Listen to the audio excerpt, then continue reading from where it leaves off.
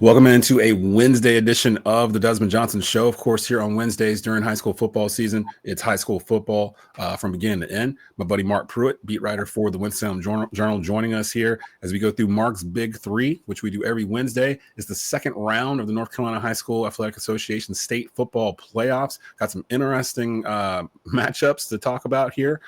Some conference-on-conference type violence we're looking at for Friday. And if you're going out, bundle up because it's going to be like 27 degrees outside by kickoff time on Friday. So winter is coming. Get ready for that. Let's go ahead and get into it. Go ahead and roll the intro. This is the Desmond Johnson Show. Live with Desmond Johnson, son, the live is one. Represent NC to the fullest. Yeah, welcome to the Carolinas. Everywhere you go, the Tiger Carolina Blue, the finest. Live action, feedback, the city need that. I've been number one, no cap. Here's the recap. Adrenaline is my addiction. I'm about to relapse. Step on the turf if you won't and get your weed whack. I'm going harder than a martyr on the starter end. It's the heart of man, that's a rap like a cardigan. I'm breaking records, it's 4th and inches. I count the seconds. The over-under's my roar of thunder, my secret weapon. Yeah, the game is to be told. I don't break, I break modes. Follow me on Tobacco Road.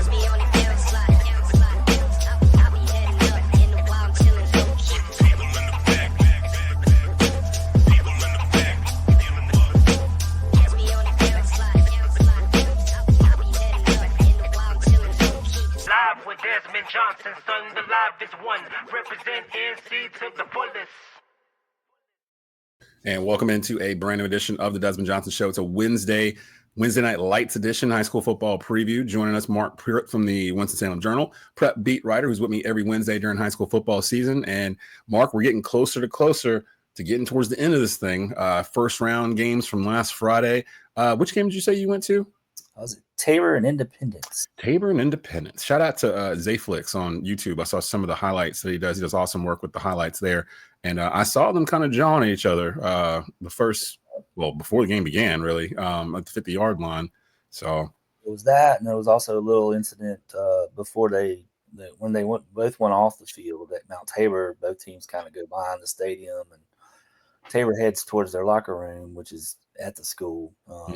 Walk back across, but I think Independence caught wind of Tabor's entry route and kind of walked that way and it's a very narrow corridor. Just to kind of stir the pot maybe a little bit more, getting their heads a little bit. Yeah. Some chirping going on there, and it was about a 5 or 6 minute delay in the game starting because to get it straightened out. Nothing happened. Nothing came to blows, but it was just one of those situations that they're stake their territory, I guess. I was going to say, looking to see where they are because they're up there in the bracket with Grimsley and Huff. Independence went on to beat Mount Tabor soundly 44-0. So Mount Tabor is done 8-3 on the year. I think I just saw that Bryce Baker from East Forsyth and Jadon Blair from Mount Tabor were voted Central Piedmont Conference Players of the Year. And East Forsyth's head coach Todd Willard was voted CPC Coach of the Year. So congratulations to them.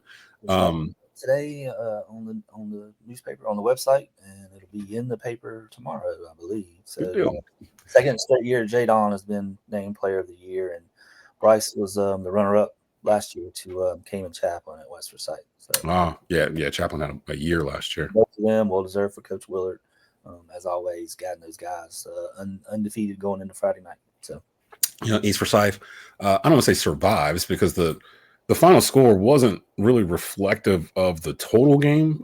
East defeats Butler 38-35, but that East had a 17-point lead with like 8 minutes to go in that game, and then things got kind of crazy. Butler used pretty much most of that time to drive down the field. They scored a touchdown, converted 2-point conversion, kick an onside kick, get it, go back down again and score. And the difference in the game was a field goal by Braden Cressmore, like back in the second quarter or whatever, where Butler had stopped East Forsyth deep in the red zone, and they went out, kicked the field goal, and that ended up being the difference in the game. But honestly, they didn't have enough time to make up 18 points by the time they were going down there like that. And I mentioned to Rod Funderburk, my color commentator, during the broadcast, I was like, that last drive, that last touchdown, because they literally got it with like 20 seconds, 30 seconds left in the game. So the game was over pretty much. But Glenwood Farabee, the head coach at Butler, lot of high school football fans in North Carolina are probably familiar with that name. He was the coach at Chambers when Chambers won their back-to-back 4 AA titles a couple years ago. When he built Chambers back into a powerhouse, pretty much, even through a name change because they were Vance before, and then they switched to Chambers in that second year. And much that he left in 2021, took a job at Virginia Tech, and then came back down here and took the job at Butler.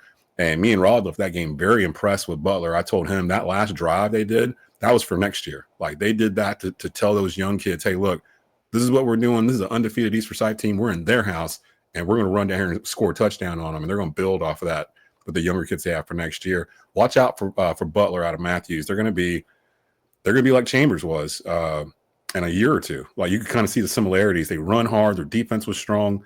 They punched East in the mouth earlier on, and I'm about to go see Coach Willard in a little bit, and I'm pretty sure they weren't happy, even though they won the game. They didn't celebrate or anything. I know he was kind of nervous. Well, not nervous, but going into it, I mean, Butler is a 29 seed or 30 seed or whatever. Yeah, they're the 30. I mean, they were all. It was a down year for them, 4-6 overall, but I think 4-1 in the conference. Yep. They went to the regional final last year. Yes, they did. So they're not a bad football team. They're traditional 4A power. Always somebody to kind of keep an eye on.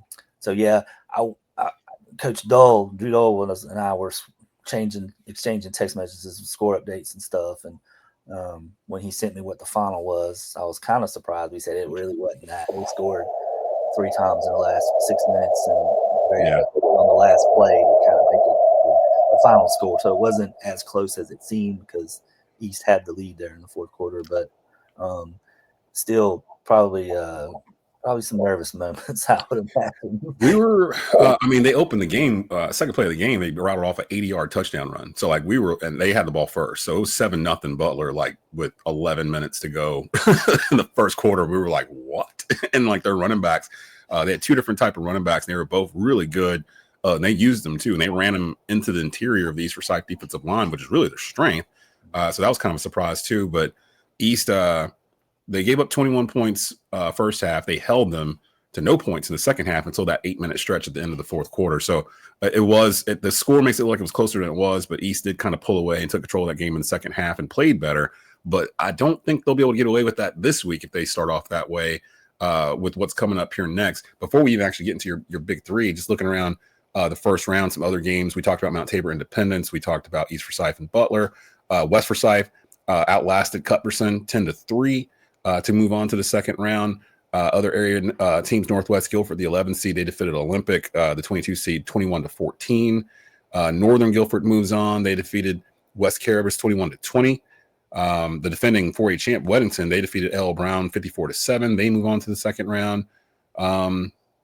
Huff defeated South Iredale 59-0 to set up to set up Huff versus Independence. That's a big one. And then, of course, Grimsley, the 1 seed, defeated Western Guilford 63-0. We had that on our WCOG game of the week with Mike Fanning on the call there. They move on to the second round. Let's go ahead and get into it. Mark's Big Three. We do it every Wednesday. You've got some ones to choose from here. Give us your first big one to watch here in the Triad on Friday. And if you're going out again, bundle up. Cold front's coming through on Thursday.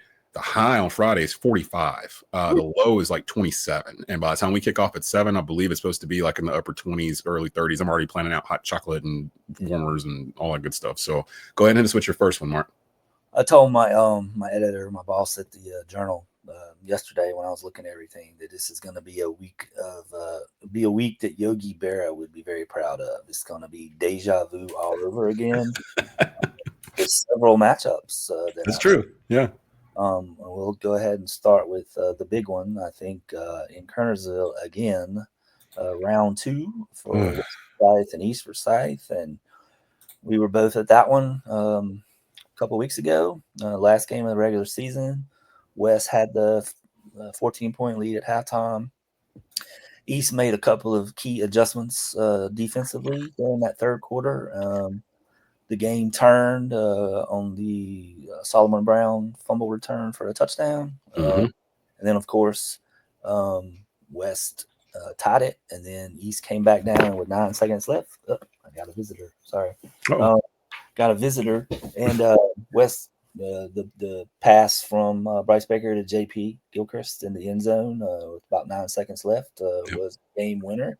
It was everything you could ask for a high school football game with it on the line too. That the winner was had East won, they were guaranteed the 1 seed in the conference championship. Had West won, then it's a crapshoot. Three-way tie, yeah. Could have benefited West Forsyth as much as anybody, just because they had lost to Mount Tabor already. So forcing a 3-way tie where any of the three could have been the conference champion and number 1 seed. So there was a lot to gain for both teams, and I think the loss it might have been better for West in the long run with the draw that they ended up getting, because getting that 2 seed didn't do Mount Tabor any favors in the first. No, it didn't. I mean, they had to play Independence round 1. Independence made it to the Western final last year against Weddington, and Independence put out East Forsyth in the second round last year too. So I think they were 22 seed or whatever it was. Yeah. They're not a 22 seed. They lost one. But yeah, it was unfortunate that game happened in the first round. That's I think everybody thought on paper that was a second or third round game with the caliber of players that were on both teams, and Mount Tabor just never could get it going. It's crazy too, because really the past 2 times these 2 teams, West Forsyth and East Forsyth, have faced each other, it's come down to a Bryce Baker last-second touchdown drive in the fourth quarter 2 years ago in the Village. Same thing. Bryce finds can't remember who he hit in the corner of the end zone for the win. Pretty much as time expired out there, and that was an instant classic. And then you just described the one that we just did 2 weeks ago. We were all on record when that game was over. We did not want to do that again. Like none of us involved really wanted to go through that again, especially this early. It was just 2 weeks ago, and now you're gonna have a game where the elements may be involved, because it's gonna be the first cold weather game really of the entire season. So I'm really curious to see how that affects both teams. Both teams can run the ball really well. East dropped 200-something yards of rushing yards this past Friday. West is always known to be able to run the football. They're averaging about the same rushing yards per game. East at 222, West at 214. East has the advantage in the passing game. Bryce Baker's the top passing quarterback in the entire state in terms of yards this year. And total yards per game, East is averaging about 500 yards per game and 51 points. West is averaging about 30 points, which kind of looks weird beside East total, but 30 is a lot in high school football. It stacks up well in terms of the matchups. CJ Blevins for West Forsyth, their running back, Corey Blair and Kenan Rottweiler, and Jalen Murray over at East Forsyth. Riley Horton's coming to his own over at West, the quarterback there. Of course, we know about Bryce Baker. He's an early commit from North Carolina, 4-star quarterback, maybe the best senior quarterback in the state of North Carolina right now, and he has weapons. So again, I don't think that I know, after speaking to both coaches, neither Coach Wallace or Coach Willard really were looking forward to doing this again. But I would think West is looking more forward to it, just because I think they all believe they left one out there weeks ago. A missed opportunity, I think, is the best way to describe it, because they really felt confident going into that game. They felt more confident at halftime until kind of the wheels started to come off there in the third quarter, when the East defense kind of clambered down on them and really kind of stuffed the offensive flow that West had going in the first half. You've already mentioned the names, the players to watch. I'm a big Jalen Murray fan. He's just so versatile out of the backfield. And I think this is going to be another game where Corey Blair will have an opportunity to shine really well. I think this is going to be one of those games that's won in the trenches, and both offensive lines, as you've already said, are very impressive. So it's going to be interesting to me to see kind of how West starts this game Friday night, how long it takes them to get into a rhythm, because I think East led early in the game 2 weeks ago before we got going. I think what started West momentum was the pick six by Keith Taylor, the defensive end. Yes, it was, and that was a weird play too. Bryce was trying to basically just kind of chuck it like 2-3 yards in front of him. He was getting chased, about to get sacked. And he just kind of tried to get rid of it instead of throwing it away. And that kind of snowball. Well, West got that. It was a pick six. It snowballed. They had a 29-point second quarter in that game last 2 weeks ago. East was up 14-6 into the first. West rattled off 29 points in the second. Didn't score in the third, and then East had 20 points in the fourth to catch them at the very end. And it was a back and forth game. I don't want to do that. I just think about my heart and strokes. I don't want to go through that again. So I don't know. Higher this week because you lose, you're done. So yeah, and with East, I would think knowing those guys over there and that coaching staff over there, they're looking at the mistakes that they made in that game. And really, the past couple of weeks, it feels like the East Forsyth defense has to get lathered up first before they really start, stopping people. Like, you can kind of move the ball on them that first quarter while they're trying to figure out what they're doing, but then they make adjustments and then they start doing it. But the deeper they go into these playoffs, I don't know how much they can get away with that.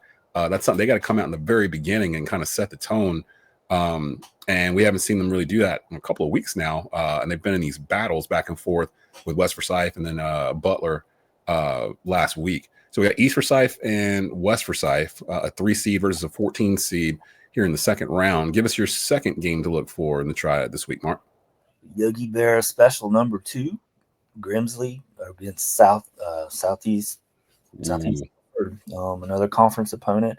Southeast with a real wild 55-54 double overtime win last week against Reagan.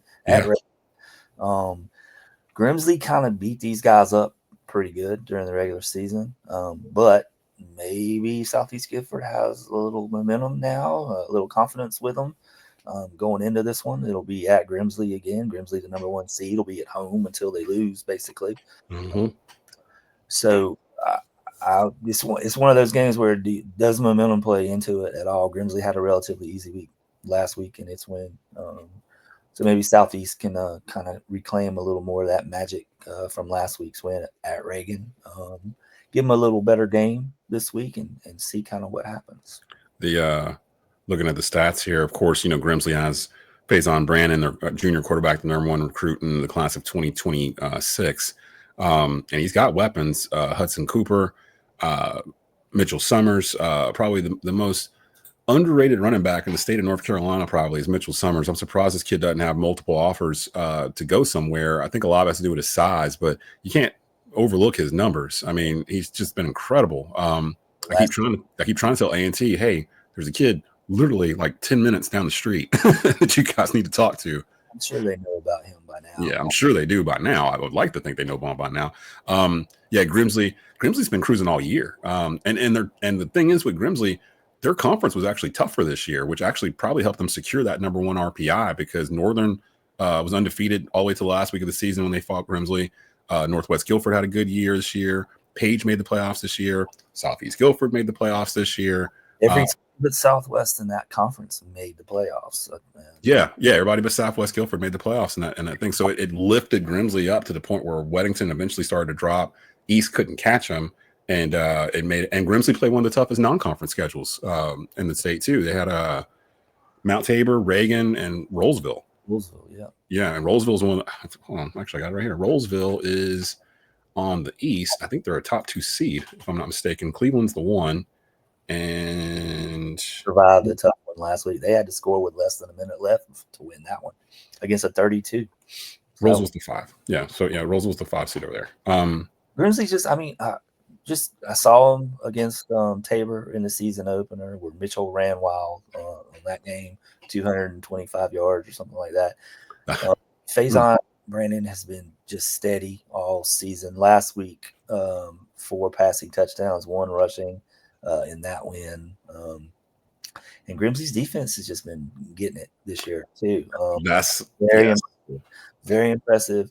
And I think that's really helped them. Where last year, yes, they have known as an offensive team. Yes, they have the weapons with Faison and Summers. Last year, they had the 2 wideouts, Alex Taylor, Terrell Anderson.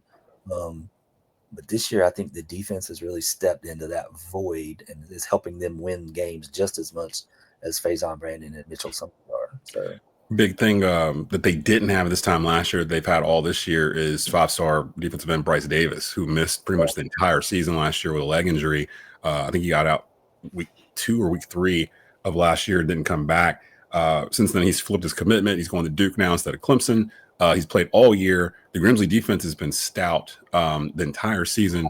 And going into the season, I was like, I know Faison's getting all this recognition and everything else, but I want to see what he looks like without those 2 D1 wide receivers that he had, Terrell Anderson and the other kid, Alex Taylor. So when they graduated last year, I was like, was it just them or was it Faison with them? And he's answered the question pretty much. I mean, he's been great all year long. And we'll see now that they've opened up NIL. I fully expect him to finish his career at Grimsley. There's no reason to leave really at this point now when he can do everything he wanted to do before at Grimsley, where he's been the past 2 years. So we'll see. But they're taking on a division foe, same situation as East Forsyth and West Forsyth. You're taking on a foe that you've played already this season. I don't think they played recently, but week 4 might have been the first. So it's been like 2 months, like since they saw each other, but it's not like West and East where they just saw each other literally 2 weeks ago, like Halloween. So like this is a little bit different, but Southeast Guilford comes as the 17th seed, no slouch, and they played a tough schedule as well.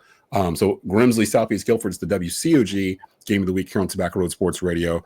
It is Mike Fanning and Shane Abernathy. They'll be calling that game for us. You can hear it online anywhere on tobaccoroadsportsradio.com. If you're in Guilford County, you can hear it on 1320 AM or 105.3 FM. The East Forsyth West Forsyth game is the WTOB game of the week. You can hear it in Forsyth County on WTOB 980 AM 96.7 FM, or you can stream it anywhere on tobaccoroadsportsradio.com. Myself and Hot Rod Funderburk will be on the call there at East Forsyth.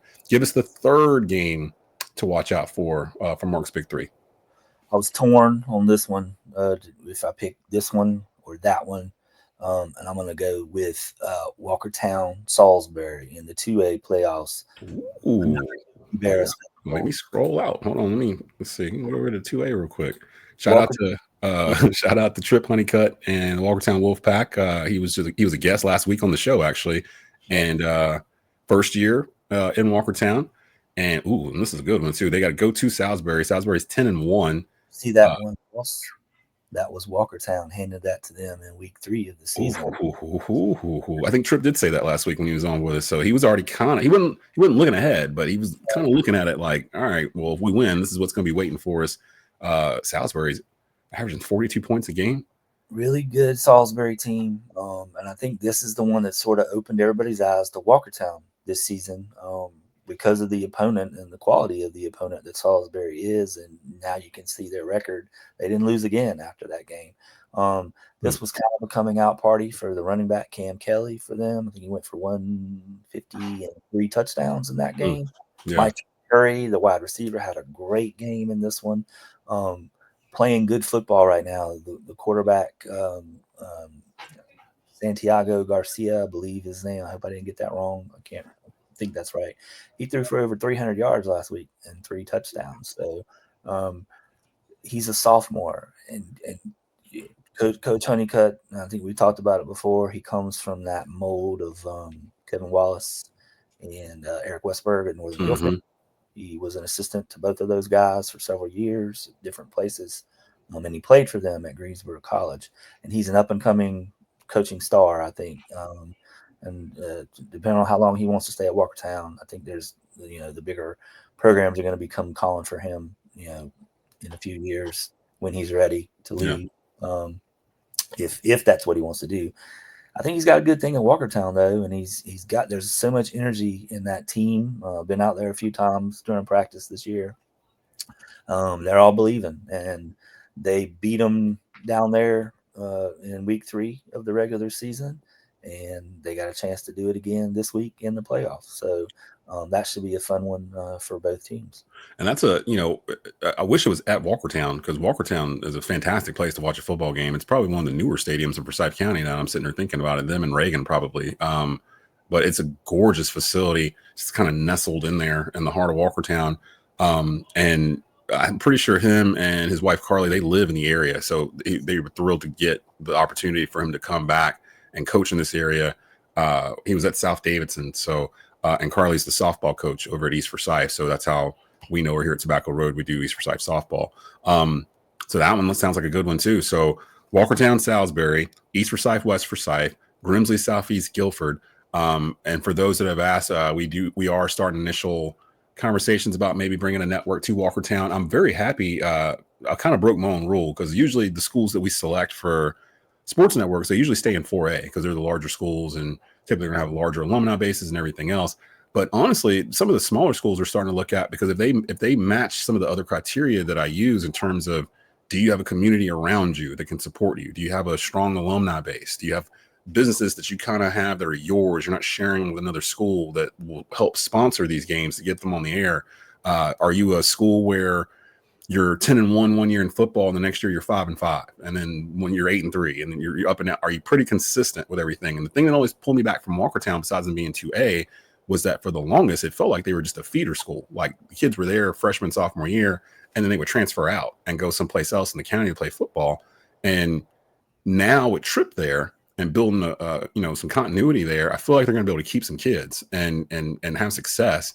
They're in the same conference as Reidsville, and they gave Reidsville pretty much all they could handle earlier this year in the regular season. Of course, Reidsville's the number 1 seed in the 2A West region, and they're defending state champs on top of that. So they have East Rutherford on Friday after winning 56-22. And I saw Kendra Harrison is committing November the 30th, if I'm not mistaken. We may try to go out to Reidsville to cover that. I'm not sure yet. Jalen Gilkey from WFMY mentioned that to me earlier today. So we may go out there and cover that like we did for Faison's announcement at Grimsley a couple months back when he announced that he was going to Tennessee. Any last words with any of these games? Anything else that you're looking forward to seeing that we didn't mention?